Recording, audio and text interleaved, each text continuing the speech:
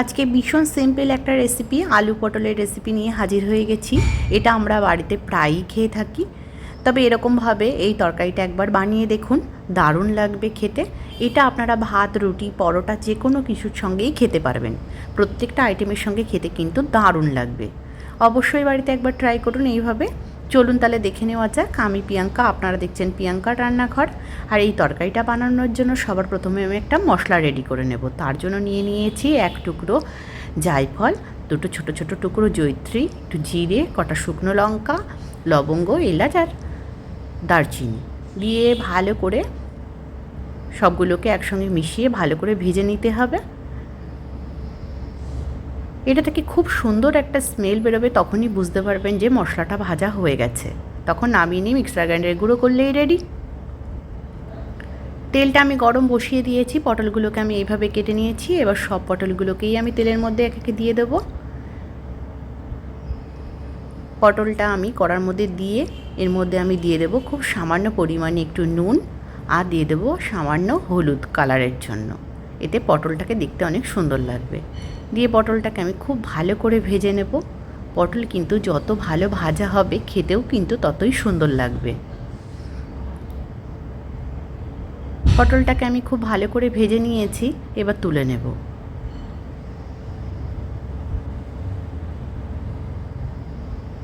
এই তেলের মধ্যে এবার আমি আলুগুলোকে দিয়ে দেবো ভাজার জন্য।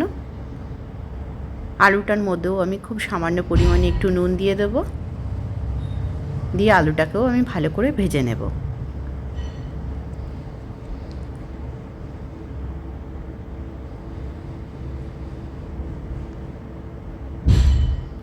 আলুটা ভেজে নিলে আলুর স্বাদও অনেক ভালো হয়।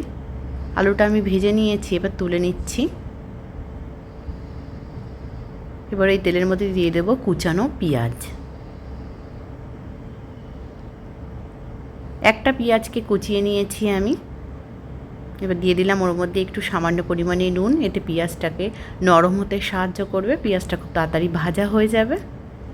পেঁয়াজটাকে আমি ভালো করে ভেজে নিয়েছি। এবার এর মধ্যে দিয়ে দিলাম রসুন পেস্ট, আর দিয়ে দেবো আদা পেস্ট। দিয়ে এর মধ্যে দিয়ে দেবো আমি একটু হলুদ গুঁড়ো।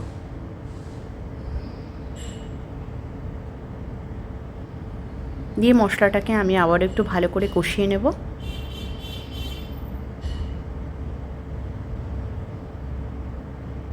মশলাটাকে আমি কষিয়ে নিয়েছি। এবার এর মধ্যে দিয়ে দেবো টমেটো পেস্ট।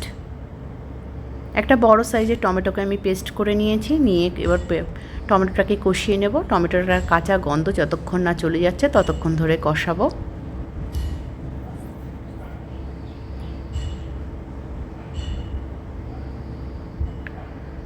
মশলাটা কিন্তু কষানো হয়ে গেছে, আপনারা দেখে বুঝতেই পাচ্ছেন। চারিদিক থেকে তেল ছেড়ে দিয়েছে। এবার এর মধ্যে দিয়ে দেব একটু চিনি, আর দিয়ে দেব নুন পরিমাণ মতন, আর দিয়ে দেবো যে মশলাটাকে আমি ভেজে রেখেছিলাম।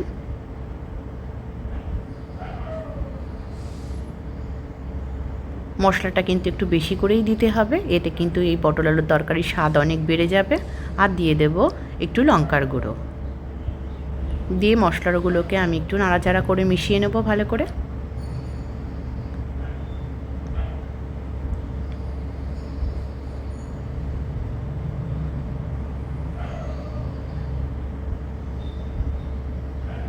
এবার এই মশলাটার মধ্যে আমি দিয়ে দেব ভেজে রাখা আলু। এখানেই আমি আলুগুলোকে দিয়ে দিচ্ছি, এতে আলুটা আমার সেদ্ধও হয়ে যাবে তাড়াতাড়ি, আর মশলাটাও ওর মধ্যে ঢুকে খেতেও কিন্তু দারুণ হবে। একসঙ্গে খুব ভালো করে কষিয়ে নেব।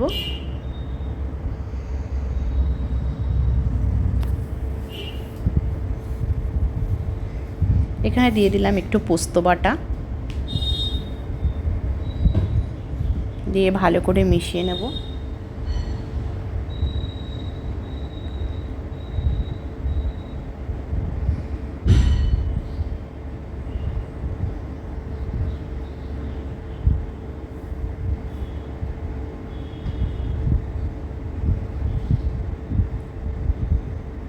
ভালো করে মিশিয়ে নিয়েছি। এবার এখানে আমি এর মধ্যে পটলগুলোকেও দিয়ে দেব।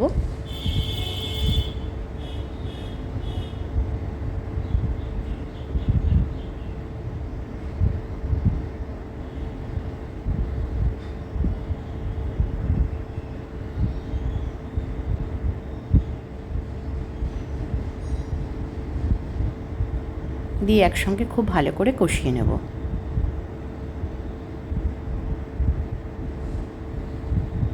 এরকমভাবে পটল একবার রান্না করে দেখুন, দারুণ লাগবে খেতে। মশলাটা যত ভালো কষানো হবে খেতেও কিন্তু ততই সুন্দর লাগবে।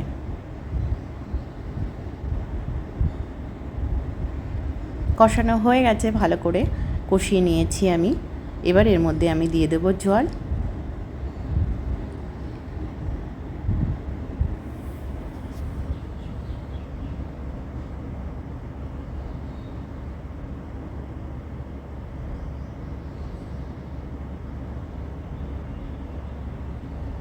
খুব বেশি জল দেওয়ার প্রয়োজন নেই, কারণ সব কিছুই কিন্তু ভালো মতন সেদ্ধ হয়েই গেছে কষাতে কষাতেই।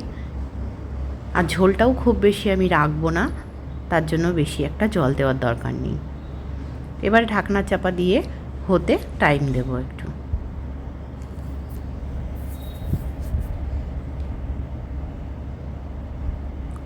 দেখুন খুব ভালো করে ফুটে রেডি হয়ে গেছে একদম পরিবেশনের জন্য। দেখুন দেখতে কতটাই সুন্দর হয়েছে, খেতেও কিন্তু ততটাই ভালো হবে। বাড়িতে অবশ্যই এরকমভাবে একবার ট্রাই করুন আর আমাকে কমেন্ট করে জানান কেমন হয়েছে। আজকের রেসিপিটা আশা করছি আপনাদের ভালো লাগবে। ভালো লাগলে চ্যানেলটিকে সাবস্ক্রাইব করার অনুরোধ রইল। আজ এই পর্যন্তই, দেখা হবে অন্য কোনো ভিডিওর সঙ্গে। ততক্ষণ ভালো থাকবেন, সুস্থ থাকবেন।